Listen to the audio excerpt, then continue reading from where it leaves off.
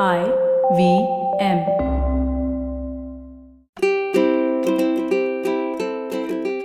Hello and welcome to the Habit Coach podcast. I am Ashton Doctor, your habit coach, and today we're going to be talking about a topic that is very close to me because I remember when I started down my journey of, self-change and when I was in a very low period of my life and I started learning about new things. There was this constant positivity that was there everywhere. And there's a new phrase that we're learning now, which is called toxic positivity. And it's a very interesting phrase because what happens is that does too much positivity actually affect you in a negative way? Is there a different way to understand positivity? And we're always bombarded by so much of it when we're on social media, right? I remember just a few weeks ago, I was saying, my God, every single post is talking about the same thing over and over again. What is happening? And we try to stay away from this whole positivity thing, give actionable insights. But the idea is, what is toxic positivity? And today's podcast is about understanding toxic positivity. I have a fellow podcast host with me today, Chetna Chakravarti. She handles the Positivity Unlimited podcast on IVM. And we thought, let's understand what is good positivity, what is toxic positivity. So Chetna, welcome to the Habit Coach podcast. Hi, Ashton, and a big hello to everybody who is tuning in. I get a lot of comments about from listeners who always tell me how much they love both of our podcasts. It's almost as if they say Habit Coach and Positively Unlimited, favorite podcast. So I'm guessing that like you said, that actionable tips, actionable hacks is what your podcast is about. Similarly, with me. Even though it's called Positively Unlimited, all the perspectives, one of the rules that I always keep, and this is like a life rule, there has to be action. Everything has to have an action, and which is why I also call myself a positive action coach, not just a life coach, because I always say, okay, I can take a positive action in the worst of situations, right?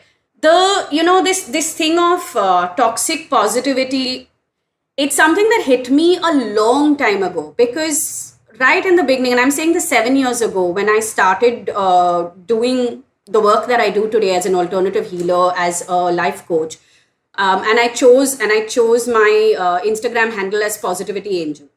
And I remember being online and sharing posts and putting quotes, and I'm like, the stuff that I read will give me diabetes. I don't know any other way of explaining this. I will get diabetes simply by reading this stuff because there is so much of illusion around it. There's so much of, it's a false notion that you're constantly creating, right? And today, because of this trending hashtag called toxic positivity, it's all starting to come up because we all love overdoing certain things. So when you're down in the dumps, you say only good, only good, only good. This good vibes only has ended up creating a bunch of us who have zero resilience. We are eroding our own ability to deal with any kind of stress. And we're not realizing that stress is very important to ensure that our fight and flight systems are in place. So general stress in your day, small amounts of stress in your day are actually your body's way and nature's way of ensuring that your fight or flight systems are working. It's like the drill run. Something that is not used is gonna catch rust.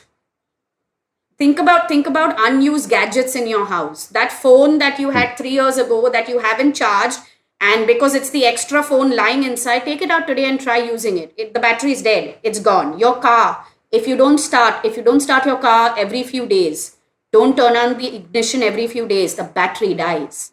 So stress is life's way of making sure that we are somewhere ensuring our survival mechanisms are playing up, right? So that's literally what is happening. However, with good vibes only, Correct.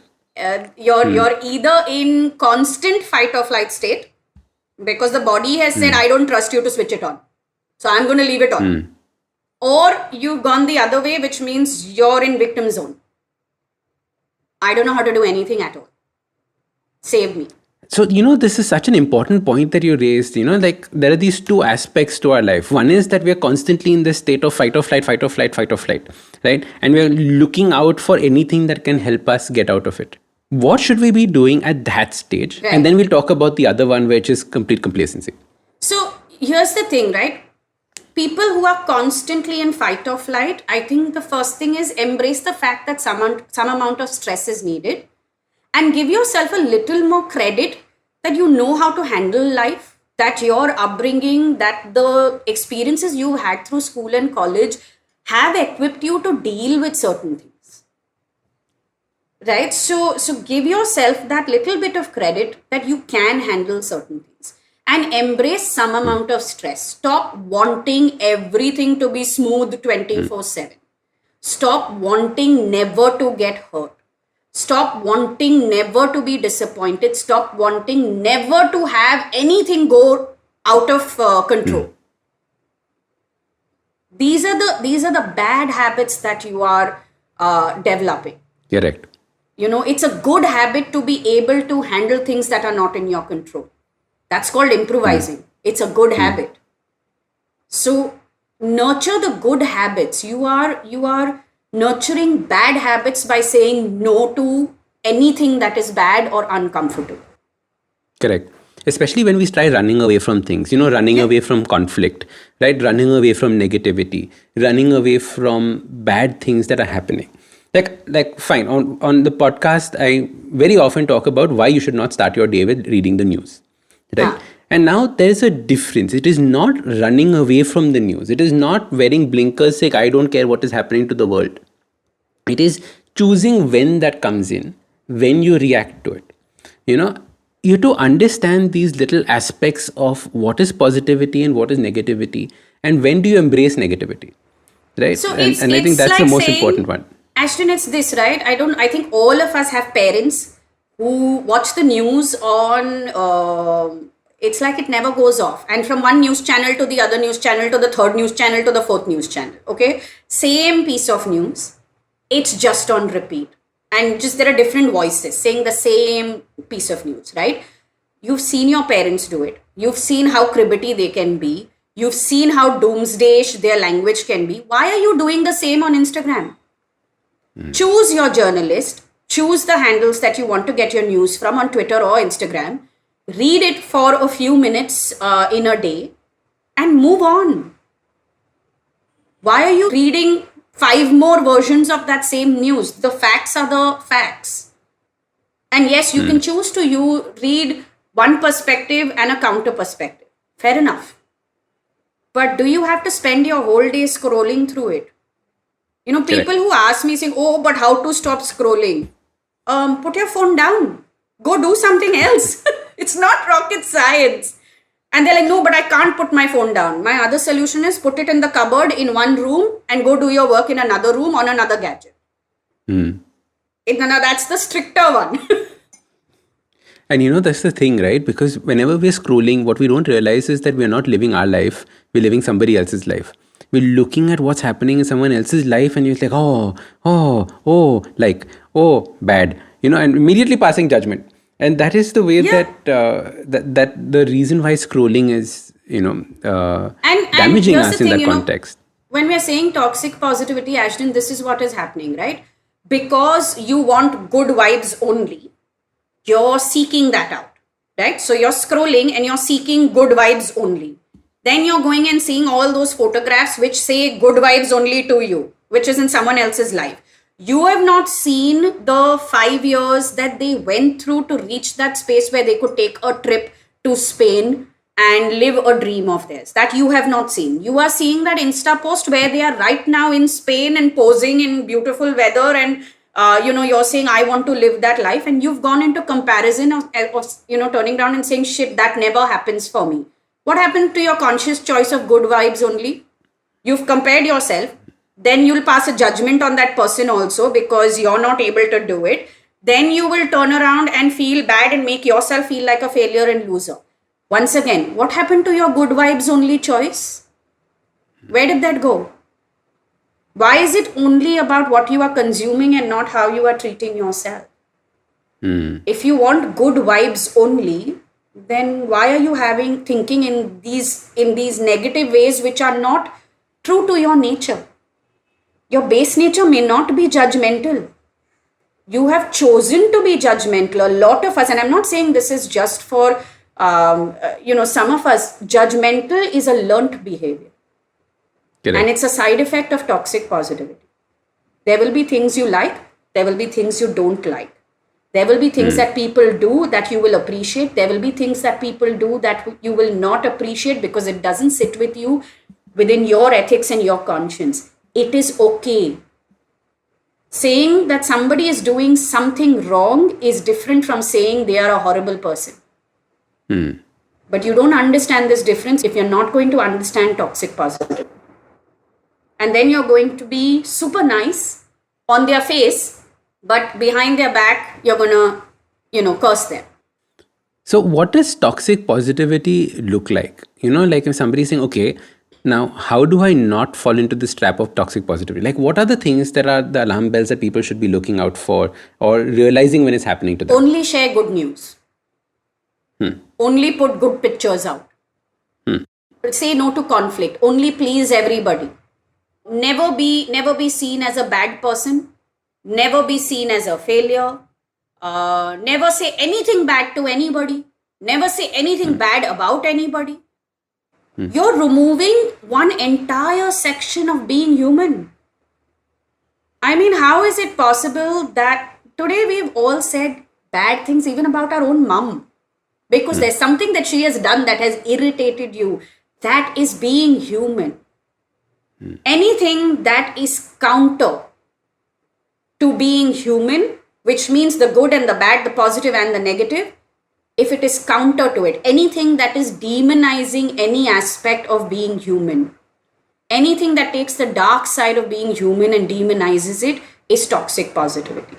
Okay. Right? I'll give another example which may be relatable to a lot of people. Okay, somebody who genuinely has what is it called? Dairy intolerance to dairy.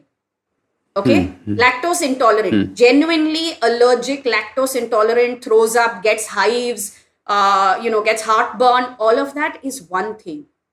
Demonizing dairy because dairy is not good for you and it is horrible for the human race and nobody should be touching it. You've gone to the other extreme. Don't demonize something, right? And at the same time, don't place something on a pedestal. Good vibes only is you've gone and placed it on a pedestal. So being nice to everybody. Correct. And then demonizing is the other extreme. Yes. So being nice to everybody all the time. You don't like something, but you still say, no, this is very nice. It's lovely. Oh, how can I hurt somebody? Oh, only say nice things. Don't criticize anybody at all. How? That's you're taking away your ability or your right to have a preference. Your right to have a voice. Right? So that's toxic positivity. Correct. And that's fake. People who practice toxic positivity will know it. The moment the words come out of your mouth, you know you are not being real. And Very those who nice. are consuming it know it because they are running from a pain point. The desire to have no discomfort makes you go to good vibes only.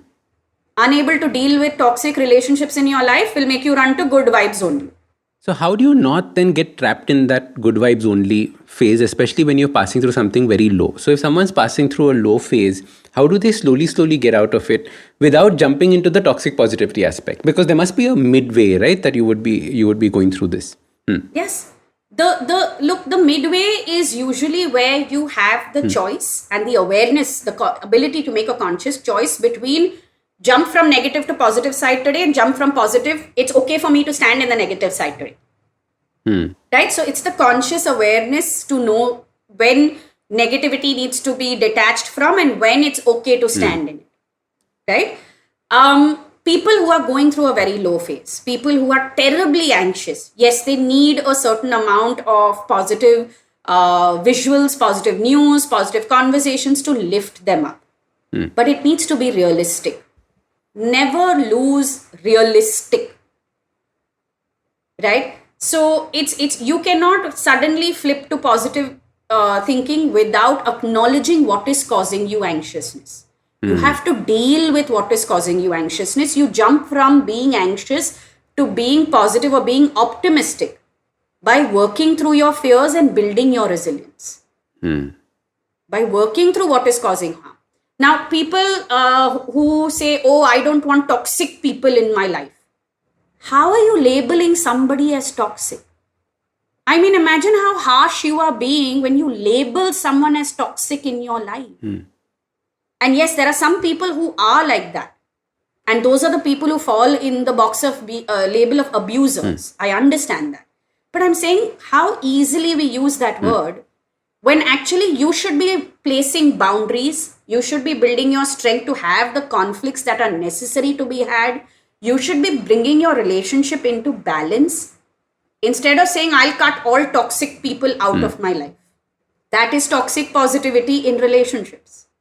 That means you want only people who are good, not people who are real.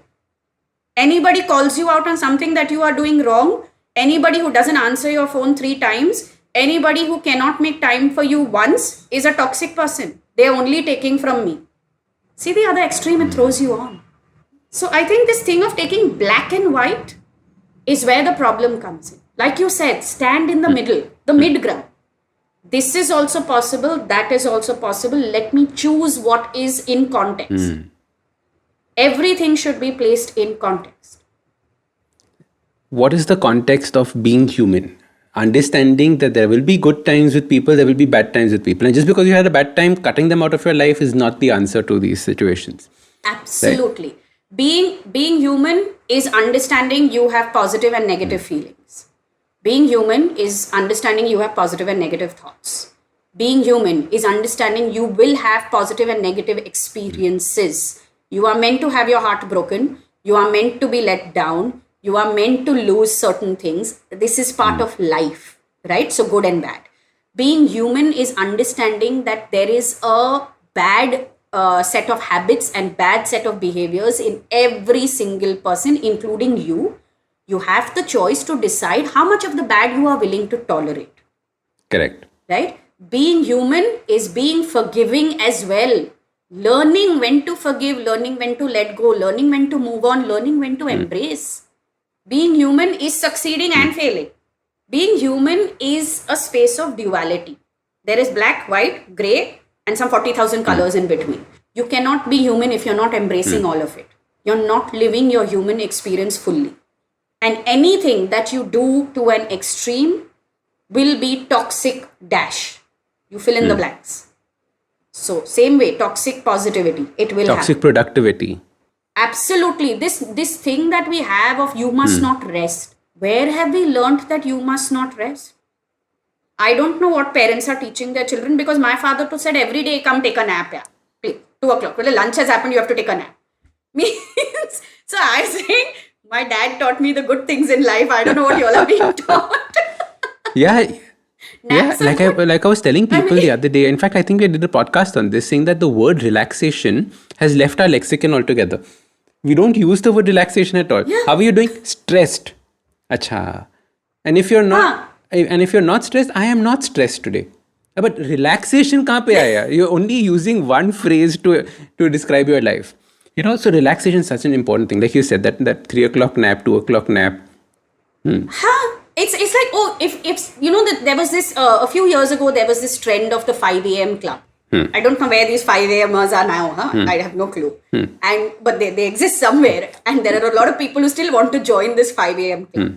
And my worst nightmare, Ashton, used to be a client asking me about how to wake up at 5 a.m. because I can't open my eyes before 9 o'clock. Okay, so I've had clients asking me, and my only question to them is, why? Why? And they have no reason. They have no purpose. Their usual reasoning is, oh, but I will get more stuff done. And I'm like, hold on. What all do you want to do in a day? And I'm saying this for anybody who wants to wake up earlier than whatever you are waking up at. Try this. What all do you want to do in a day? List it down. Okay, so you will get a list of 10, 12, 15 items. Fair enough. There are only that many hours in the day. There's only that much you can do. So you'll write 15 items. Now ask yourself, you are saying you want to do something at 5 o'clock. Why? Is it possible that that can happen at another time in the day? Or is it that only at 5 o'clock it will give you best results? Or is it that 5 o'clock in the morning makes something else convenient for you? At least understand your whys clearly. Play devil's advocate. I have to wake up at 5 o'clock to work out. In my head, I'm saying I work out at 11 o'clock and I'm fine. I work out at 5 o'clock in the evening and I'm fine. Half the world works out at 10 o'clock in the night these days and they are fine. Why do you want to do it at 5 o'clock in the morning? What are you going to do? Chalo, you'll work out. 5 to 6, you'll work out. Tell me, what are you going to do with your day from 6 to 11? Radio silence. Okay, you will finish your day at 4 o'clock in the afternoon because you woke up at 5 o'clock. Fair enough. What are you going to do from 4 o'clock to 10 o'clock? You're not going to bed at 4. No? Radio silence. Purpose is lost on all of us. Correct. We just want to do things because we are being told it is the done thing. It is a good thing. Who says? They said. Who is they? Nobody knows. So in fact, it's so funny. So I wake up at 5:30, okay? And like I'm a morning person. So like not 5 o'clock, 5:30. And what you are referring to is 4 a.m. club, okay? So don't diss my 5 o'clock. 4 a.m. club. Okay, chalo. 4 a.m. club, okay. So it was really funny. I remember this one client, right? Like high-powered CEO, you should run ultra marathon, do this, sab kuch, huh? And he said, Ashton, I'm going to start waking up at 4. So I said, what will you do waking up at 4? He's like, no, listen, Ashton, don't talk me out of this. I'm going to start doing this. I said, okay, cool. So next morning, he sets alarm for 4 o'clock, wakes up. 5 o'clock, by 5 o'clock, he had no idea what to do with his day, right? So 6 o'clock went back to sleep. I rest my case. This is exactly what it is. So don't wake up unless you know what you're going to do with that time. And in fact, I only tell my clients to wake up earlier if they don't have time by themselves alone. That 5 o'clock morning or that 6 o'clock morning is when you have kids, you have a husband, you have something that is dragging you, pulling you, and you don't have your own me time. That's when you do it. And you don't do it as 4 o'clock. You do it in half an hour increments. So there is, again, the colors in between this. Look, yes. There is a process. Somebody who starts their, say somebody, a fitness coach. A fitness coach starts their day at 6:30 with clients. Which means if they have to get up at 5 o'clock, I understand. The mother who has to make breakfast for the family, and send kids off to school and husband off to work or whatever, right? And she gets up at 5 o'clock. I understand. If there is reason, by all means do it. The creative person who only does work post 12 o'clock at night, because that's when there is silence. Fair enough. Figure out what is working for you. And this is, again, going back to the same thing of toxic positivity. Don't follow a trend because it is cool or because the world is doing it and you're seeing happy pictures. Okay? Waking up at 5 o'clock is not going to make you work out consistently. It's not the magic pill. In fact, waking up at 5 o'clock and trying to work out regularly means you're trying to build 2 habits instead of 1. So you just made your life harder. You didn't make it easier for yourself. You made it harder for yourself, right?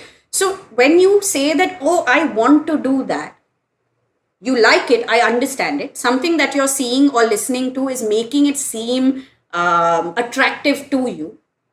However, ask yourself this, how is it going to help me? Everything I like, I don't have to do. No, I love ice cream. I can't eat it for breakfast, lunch and dinner. I mean, I wish I could. I tried it as well. I might also. Technically, I might also. But the point is that, right? I love coffee. I will stick to 2 cups a day. Otherwise, I'll be bouncing off the walls. Okay, so I know what an excess of it can do. But it's that same thing. We are all just randomly following trends. So anyone says good vibes only. I want to be happy. Go hard or go home. Exactly. Where are these things coming from? Find your passion. Only work if it's your passion. Means, and you're coming to pay my bills. Or who will put bread on my table, food on my table? Who will pay my electricity bill? How do I support my lifestyle? Not everybody's passion is a money-making idea or a money-making interest. In saying only work for your passion, you just took an entire set of the human race and sidelined them. You're telling me a housewife has no right to her passion? What if her passion is being a mom and a mother and a homemaker? You just completely, you nullified her. right? So everything that we are saying, I think before toxic positivity gets eliminated, what needs to get eliminated is this penchant for extremism. Everything to the extreme. Calm down, come to the middle, moderation. Every now and then jump to the extreme, but you've got to come back to the middle ground. For everything. Just come back. Rein yourself in every now and then, because don't nullify things in your life, things within your being, as well as things in the world by going to one extreme. Correct. The good vibes culture has led to anxiety, judgment, loneliness. This is what it has led to. And Who privilege. wants more of good vibes? Yeah, and privilege, the sense of privilege. And privilege. Right? Yeah. Like I remember I was talking to my grandfather months ago, and I was asking him, there's this whole thought of, finding your passion and stuff like that. You worked for some 50, 60 years of your life and things like that. Where was that passion? And he had this puzzled expression and saying, Arey, you don't work for passion, you work to earn money so that you can live. Who's going to pay for your food? And I was like, wo bhi hai. It's like, only if you reach that stage where you don't have to worry about. And he came from a very, very poor family. Like, he came from a family where there were days when they just had water and bread for dinner, right? Like, that was the kind of background. So he said that the concept of passion only wasn't there. What are you talking about? And this is the way that we start thinking about it. We're like, no, if I'm not doing this, I'm not achieving anything. In fact, Chetna, there's this whole thing that I get tons of people writing and saying that, Ashtin, I'm 25 and I haven't achieved anything in my life. At 25, I was like, I also hadn't achieved anything in my life. What is it that you want to achieve? How do you... This is again an example of this toxic positivity, right? I want to be like Elon Musk. I have to achieve everything right now. What are your thoughts on that? At 25, I've had kids ask me at 25, I want to be a CEO, how to become? I said, start your own company and designate yourself as CEO. Simple. It's the simplest way to make yourself CEO at 25. Start a company and give yourself a visiting card that says CEO. Now, then they say, no, I don't want. I want to be the CEO of an existing company and which has X number of employees and a turnover of so and so. And in my head, I'm saying, what is the credibility or the skills or the mindset that you are bringing to the table that merits you to be CEO? Then they say, nothing, I'm yet to start working. I said, so why will somebody who has built that company, then it took them 80 years, 100 years, I don't know, 60 years, 30 years to build that company, why will they hand it to you? What are you coming with? But I'm young, I'm passionate, I can learn. I said, at CEO level, nobody has time and patience to teach you. The thing about privilege is that we forget that we have to pay our dues. And yes, because you have a certain privilege, you will have to pay maybe fewer dues. You start at a higher level. And it's fair enough. That's okay. That's the privilege you were born in. That's your fortune. Please, by all means, leverage upon it. But if you are not using your privilege correctly, then there again, you are faltering. Right? If you are, say for instance, kids today who are in a double income home, who by default know that they're going to go abroad to study. Excellent. Please, that's your fortune. It's your parents worked hard to live a certain lifestyle and you have received that lifestyle. What are you going to do about it other than crying that at 25 I have done nothing? Now at 25 you've done nothing. Fair enough. I feel bad for you. It's okay. You're only 25. I can console you. I can also guide you. However, how much time you want to cry or do you want to get up and do something? The fact that you can cry is also a privilege. That 25-year-old who comes from a background where his parents don't have income, they have taken loans to educate him, he only has an education from the domestic Indian aspect of it, schools and colleges here, and has to go to a job to pay for his MBA. Right? He doesn't have time or the privilege to cry and say at 25 I've done nothing. You have that privilege. Can you use it better instead of crying? Correct. But these are pieces that the current positive culture, think positive, be positive, find your passion, run for it, hustle, all of these things, they don't allow us to see this side of life. And I'm not saying that somebody who has more than someone else should feel bad. No. Somebody who has more than someone else should use what they have correctly. Use your privilege correctly. If you have the privilege to become a singer because your parents can afford it and you love to sing and that is your passion, then follow it and be bloody good at it. Right? Then embrace the struggle and the journey that comes with it. Your parents can produce one album for you. Whether that album will do well or not is your journey. That doesn't come in the privilege. That's not afforded to you. You have to go through that. Correct. But this thing of no, only succeeding and success has to come overnight. I'll give you a couple of words in the toxic positivity world that come from the spiritual space also. Okay. Manifest, law of attraction, affirmations, The Secret, that book and law of attraction, and by all means the ideas in it are good. However, they have been misinterpreted once, twice and 1,000 times over. Law of attraction does not mean that you think of something and put your hands up and say, Acha, maine bol diya, now I have done 21 affirmations in front of the mirror. I am rich, I am rich, I am rich, I am rich, so the Porsche should be below my house. Law of attraction doesn't work that way. Toxic positivity leads you to conveniently interpret things and not get up and do the work. Correct. But the truth is everybody has to do the work This is at different levels. This is so interesting that you're saying this because just when we are recording this, just yesterday, on my YouTube channel, Awesome 180, I put a video up on this, which is manifestation, the right way to manifest or to get rid of misinterpretation of manifestation. I've never received so many comments on my video. Okay, mine is a tiny channel on YouTube. I never received so many things because they said that now I understood it. Because I kept saying, I want. I was like, no, broke it down. There is what you want, fix the goals, make it sure create the right number or when you want to achieve it by jo bhi hai. Then practice it, then put in the work. The work part nobody looks at. No. And only once you put in the work can it actually take place or manifest because nothing comes from nothing. One of the reasons, and I'll say this here today, one of the reasons I chose to be a life coach after being an alternative healing practitioner. I sought life coaching out because I said something is not right because of the toxic interpretations that exist in the spiritual and alternative healing space. There are so many. I've done a reel where, I say healers need to stop telling people you're single because your heart chakra is blocked. Or, somebody telling healers and spiritual people need to stop telling people that all their problems will disappear if they just say an affirmation or if they just visualize. It's not just that. That is one piece. Correct. There are 20 steps after that you have to do.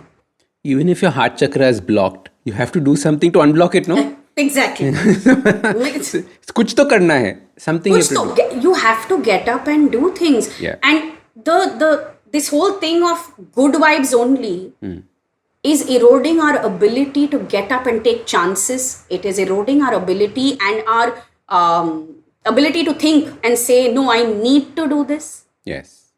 I run a manifestation program. I have two different versions of it that I do near the new moon and the full moon. And I do it with the moon because I like that the concept of the moon and the story of how the moon waxes and wanes and the energy it holds. Okay, so that's the spiritual side of me which loves that idea of it. And it's not that it has to be done with the moon, but that's how I do it. But the biggest response, Ashton, that I get in it is that I didn't know so much had to be done to manifest. It's like, oh, now I'm feeling clear. Oh, now this is making sense. And I will say this, it's a 6-day process. And I have had people who at the end of 6 days have said, out of what I wanted, 2 have already started. Or something that I wanted, the journey has already started. It's not because the moon came down and gave you some magic energy. It's because for 6 days, you sat with a set intention and you did something about it. Correct. That's what it is. Absolutely. So true. Hitting it on the head because we get so caught up, and I'm connecting the dots here. We get so caught up in the things that we absorb and understand from people, right? And we see the final output and say, that is what I want. And toxic positivity is exactly that. we don't necessarily sometimes see the hard work. We don't see the gambit of things that people had to go through to ultimately reach there. And it's so easy to see successful people and say, "Ha, silver spoon." I'll give you a real life story of toxic positivity. Okay, a conversation I had with a client who comes from a well-to-do background, has built a brand of her own, and is now figuring out what she wants to do next. However, her brand has reached an X level, unable to take it to the next stage or whatever, right? But again, let me say this comes from a well-to-do family, started this brand as a hobby and on a whim, right? There is another client of mine. She didn't know the other person was a client of mine, and also comes from a very well-to-do family, and comes from now this one comes from a well-to-do money family. That one comes from a well-to-do money and network family, okay? And has a brand in the similar field and industry, and is doing fairly well, okay? If I look at both the brands today, they might be at par, technically. But in this first person who comes from the well-to-do money background, the other person's brand has reached way ahead. Why? Because the visibility is different. The visibility and the recognition that she sees on social media tells her that, oh, that brand is better than mine, gets better numbers than mine, does better than mine. Secondly, that brand's communication is better and more consistent and goes out hard, whereas hers is lagging in some place and there are struggles, etc. Right? However, this is not about comparing the two brands. The conversation she had with me was to say that that person has had it easy. And I sat there and looked at her and I said, okay, you didn't know this, but this person is my client. And I've been working with her for the last 2.5 years. And I am telling you right now that there was nothing easy in her life. You have no clue the dreams that she gave up to build this dream. You have no clue the humiliation or the struggles or the harsh words or the fights that she put in to reach where she is today. If I compare the two of you, I'm saying you are lucky because your family was far more supportive than hers was. Your family was less critical than hers was. A lot of the stuff that she has done by raising funds, by working on herself. So there is a lot more hard work, and that is what is showing for that client's work versus yours. And let me also tell you this. This is how deep the claws of toxic positivity can run. I'm saying this that the person is my client. She's talking to somebody she trusts and she knows, and she's been working with me for a long while, right? And she turns around and tells me, I don't believe you. That's not possible. Refuses to believe or says that's not possible. Why? Because it doesn't fit her story.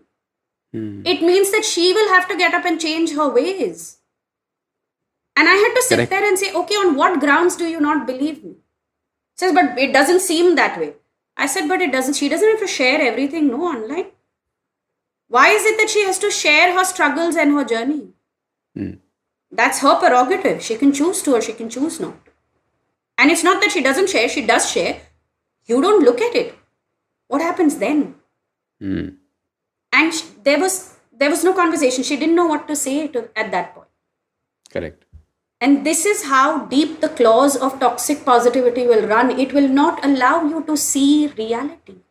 It will not allow you to accept that somebody else is working hard to get to where they are getting and what they are showing you. People who ask me, because my handle is Positivity Angel and because I'm all about positivity, they say, oh, how are you always so positive? Yes, I am more positive than low. That is true, but that's also a nature of mine. I've always been a chirpy person, an easygoing person. However, God do I have my low days.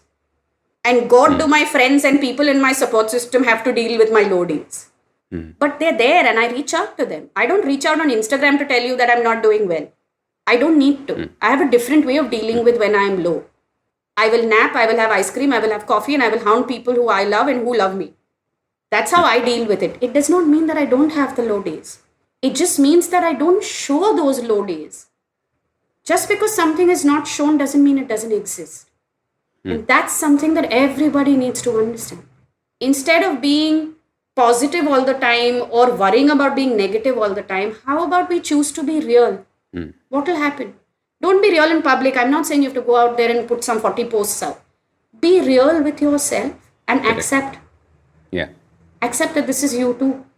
And there are two important things that you said. It's so easy to say that toxic positivity is only putting out positive messages and not putting out negative messages. That is not what it is. It is about knowing that you have your highs and your lows. You can choose to put your negativity out, but you don't necessarily need to say, today I'm having an anxiety attack, today I'm doing this, today I'm doing that. You don't necessarily need to put that out either. It is the conscious choice for you to understand कि अच्छा मेरे life में I'm having both these things. Even I get asked, then how are you so happy all the time? I'm so happy because I embrace my sadness, right? Yeah. Only once I embrace my sadness can I choose to be happy. It is about knowing that and not running away. And I think that is the main thing to take out from this podcast today, saying that, positivity is fantastic. Positivity all the time is, like you said, diabetes. Correct? Diabetes means run for the insulin shot. Run for the insulin shot. It's too much of it. So understanding when to be positive, understanding how to embrace the negative, understanding there are times that you'll be upset, there'll be times that you're angry, there are times when you're elated also. But not only being angry, not only being positive, not only being fearful, not only being anxious. I think we need to, we need to eliminate the word only this, and turn it into this and that. Little bit of this and a little bit of that. That's where you want to be. We must all be khichris and bilpuris. Correct. Means, think about it. Tikha chutney means meetha chutney has to be there. No, otherwise the flavor doesn't come out. Otherwise, asu. Correct. So then it has to too be. much meetha chutney and you have brain, and your brain goes for a toss.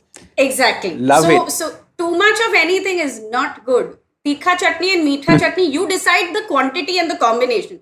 Everyone's combination is different. I'd always remember, baad mein you have to ask for the sukha puri, otherwise it is not a proper bhel puri, pani puri that has taken place. In real life, the sukha puri is your nap, okay?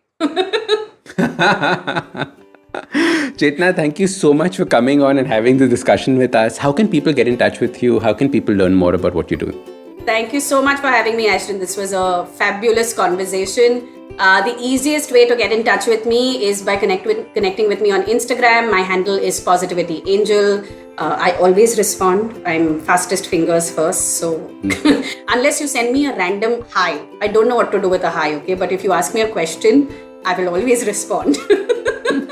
Lovely. All right. Superb. And please don't forget to check out her podcast on IVM, Positivity Unlimited. Yes, my podcast, I'm going to correct you there. It's Positively Unlimited. Positively Unlimited. Yes, it's on IVM.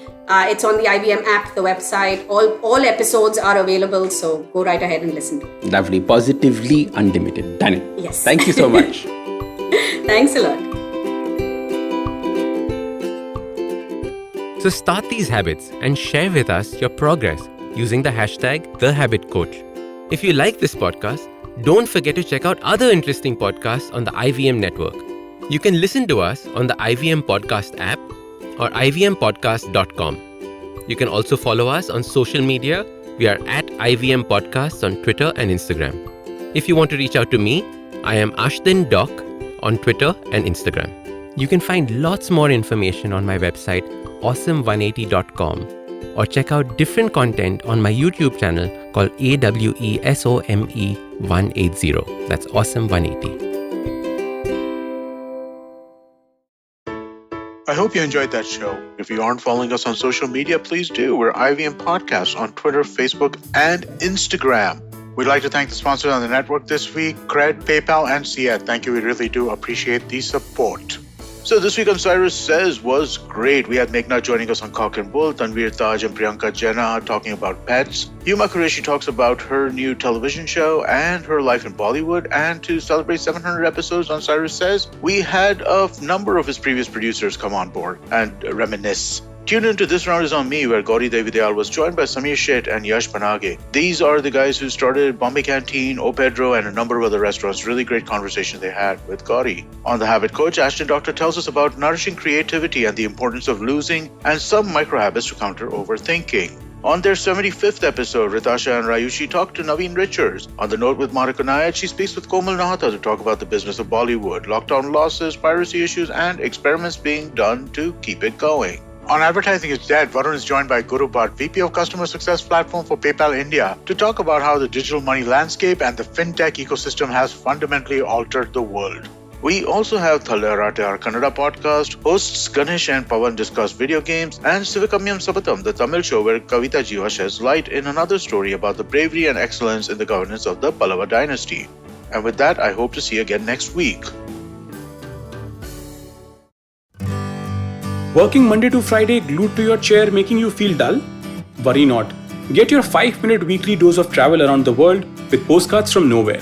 Join me every Thursday as I explore the strange, obscure, and fascinating parts of the world and bring out facets of travel you may not have thought of before. You can find us on the IVM Podcast app, website, or wherever you get your podcast from.